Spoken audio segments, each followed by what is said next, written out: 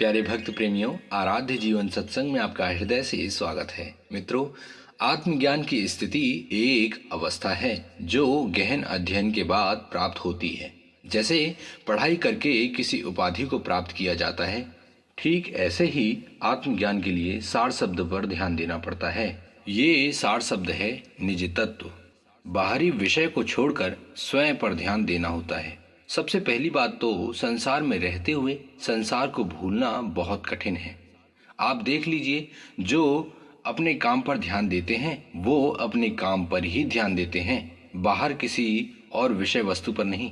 किंतु फिर भी विषय वासना इतनी सूक्ष्म होती है कि मन में प्रवेश कर ही जाती है।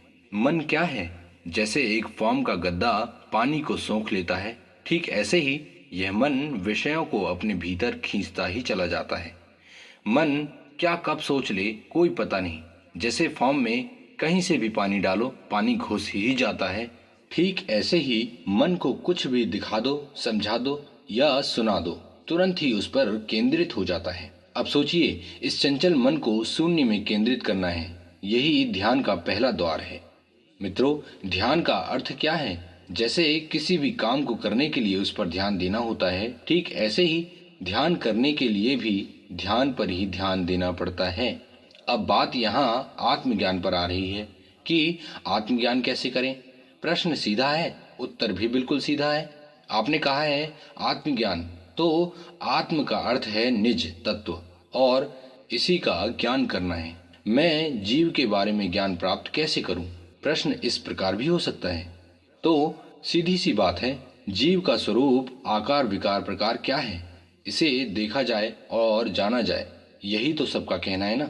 ठीक है, तो जीवन को किसी भौतिक विषय वस्तु से देखना, सोचना, समझना असंभव है। इसके लिए आध्यात्मिक ज्ञान की आवश्यकता होती है। मित्रों, आध्यात्मिक ज्ञान क्या है? जो भौतिक ज्ञान से अलग हो। यह ज्ञान सिर्फ जीव आत्मा के लिए ही है। आध्यात्म की शुरुआत भौतिकता से हटकर ही होती है और भौतिकता से हटने के लिए घर से बाहर जाने की आवश्यकता नहीं है।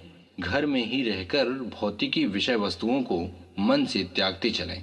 तो प्रश्न ये भी हो सकता है कि यदि भौतिक ज्ञान को त्याग दिया तो जीवन यापन कैसे होगा? मित्रों, जीवन यापन करने के लिए बहुत कुछ जानने की आवश्यकता नहीं है। पशु पक्षी भी जीवन यापन कर रहे हैं, किंतु उनके पास आध्यात्मिक ज्ञान नहीं है। हम मानव हैं, इसलिए हमें मानव के दृष्टिकोण से आध्यात्म की आवश्यकता है। इसलिए बात यहाँ आती है कि आत्मज्ञान के लिए नित्य प्रति ब्रह्म मुहूर्त में जागने की आवश्यकता है और भौतिक विषय वासनाओं को त्यागते हुए शून्य पर ध्यान देना होगा। शून्य कहाँ है? शून्य का अर्थ क्या है? मित्रों, शून्य यही है आत्म तत्व। आत्म तत्व शरीर में कहाँ है? ये एक गहरा प्रश्न है। मित्रों, ये आत्म तत्व है इस भौतिक शरीर में। तो इसके लिए भी एक प्रश्न बनता है कि आत्म तत्व शरीर में कहाँ है? मित्रों, इसके लिए और भी वीडियो बनाई गई हैं, आप जाकर देख सकते हैं। फिलहाल यहाँ थोड़े शब्दों में समझिए कि हम जीवात्मा इस शरीर के प्राण में हैं और प्राण इस बिना रुककर चलने वाली सांस में है। स्पष्ट शब्दों में कहें तो जीवात्मा श्वास में है। यह प्रमाणित नहीं हुआ है, किंतु कई महापुरुषों की वाणी में इस तथ्य को देखा गया है। महात्मा कबीर ने कहा है, श्वास श्वास पर नाम ले, व्यथा श्वास मति खोए, ना जाने इस श्वास का आवन होए न होए। इसी प्रकार आगे भी कहा है, कहता हूँ कहीं जात हूँ, कहूँ बजाए ढोल, श्वासा खाली जात है, तीन लोक का मोल। प्यारे मित्रों, ऐसे ही न जाने कितने उदाहरण हैं जिनमें पता लगाया जा सकता है कि जीवात्मा श्वास में स्थित है। भक्त प्रेमियों, ध्यान अवस्था में बैठकर श्वास क्रिया पर ध्यान लगाएं। श्वास पूर्ण रूप से शून्य है। इस आने जाने वाली श्वास पर ध्यान लगाएं। ये क्रिया प्रातः ब्रह्म मुहूर्त की है और जब प्रातः क्रिया हो जाए तब पूरे दिन अपने मन पर निगरानी रखें। ये क्या देख रहा है, क्या सोच रहा है, क्या समझ रहा है, क्या निर्णय ले रहा है, ऐसा लगातार दिन भर करें। ये बहुत आसान है। लगातार इस प्रकार सतर्कता रखने पर आत्मचित्त में मन सिद्ध होता ही चला जाता है। भक्त प्रेमियों, सभी महापुरुषों की अपनी अपनी ध्यान साधना स्थिति रही है। महात्मा बुद्ध ने तो ध्यान साधना के अनेकों उपाय बताए हैं। इसलिए ध्यान साधना को तो नियम से करना ही पड़ेगा। अतः अंत में सभी का निर्णय यही निकल के आता है कि मन पर निगरानी रखें, मन को देखते रहें। बस इतना करने से आत्मज्ञान में उन्नति मिलती है। आत्मज्ञान एक अवस्था है। जैसे डॉक्टर, मास्टर या वकील जो भी कुछ बनते हों, उनका अपना अपना कर्म होता है। आत्मज्ञान होने पर और भी आत्मज्ञानियों की समान क्रिया करने की निश्चितता नहीं है। अर्थात ये निश्चित नहीं है कि और भी आत्मज्ञानी जैसा कर्म कर रहे हैं वैसा हम भी करेंगे। बस इतना है कि मन की निर्मलता हो जाती है और भौतिकी विषय वासनाओं से मन ऊपर उठकर हर क्षण आनंद में लीन रहने लगता है। न कोई प्रश्न और न ही कोई शंका। जीवन के हर कदम में मन स्वतंत्र होकर निर्भय पूर्वक निर्णय लेने लगता है। बस इतना ही काफी है और यही होता है। बाकी अपना अपना अनुभव है, अपना अपना आनंद है। मित्रों, ध्यान रहे, ये इतना सरल भी नहीं है कि एक दिन में, एक महीने में या एक साल में हो जाएगा। ये हमारी चित्तवृत्ति पर निर्भर करता है कि हम कब विषयों पर विजय पाते हैं। भक्त मित्रों, ध्यान साधना और आत्मज्ञान के लिए प्रतिदिन प्रातः सूर्योदय से पहले कम से कम 1 घंटा ध्यानाभ्यास करना होगा।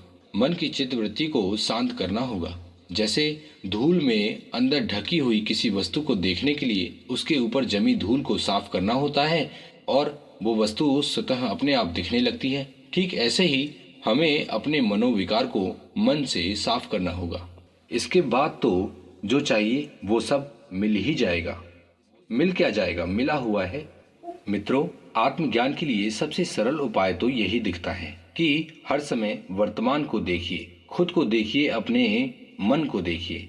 इससे सरल और अच्छा उपाय बहुत खोजने पर भी नहीं मिल पाएगा। मित्रों, ध्यान साधना शुरुआत में बहुत कठिन लगती है, किंतु जब इसका अभ्यास हो जाता है तो इसे करना एकदम सरल हो जाता है। बस इतना जरूर याद रखिए कि ध्यान साधना के बाद अपने आप को हर क्षण देखते ही रहना है और समय निकालकर ध्यान साधना करते ही रहें। यदि आप ऐसा कर लेते हैं तो आपके मन में कोई भी प्रश्न नहीं आएगा, और प्रश्न आ भी गया तो उसका उत्तर प्रश्न आने से पहले ही आपको मिल जाएगा। ऐसा आश्चर्य हमारे जीवन में घटता ही रहता है, किंतु आत्म अनुभूति के बाद ये क्रिया हर क्षण होती रहती है। अर्थात मन प्रश्न उत्तरी से ऊपर उठ जाता है। बात वही है कि प्रश्न और उत्तर का कोई सवाल ही नहीं है। मन तो आनंदित हो जाता है ना। भक्त प्रेमियों, आप कौन सी क्रिया से ध्यान साधना करते हैं? कृपया कमेंट करके जरूर बताएं, और यदि नहीं करते तो आपको करनी चाहिए, क्योंकि हमारे जीवन की सबसे कीमती कर्म है। भक्त मित्रों, आपको ये अमृतवाणी कैसी लगी? कृपया हमें कमेंट करके जरूर बताएं, और ऐसे ही आध्यात्मिक ज्ञान के लिए अपने आराध्य जीवन सत्संग में यूं ही प्रेम बनाए रखें। मिलते हैं अगली अमृत प्रेरणा में। तब तक के लिए नमस्कार, धन्यवाद, जय हिंद, वंदे मातरम।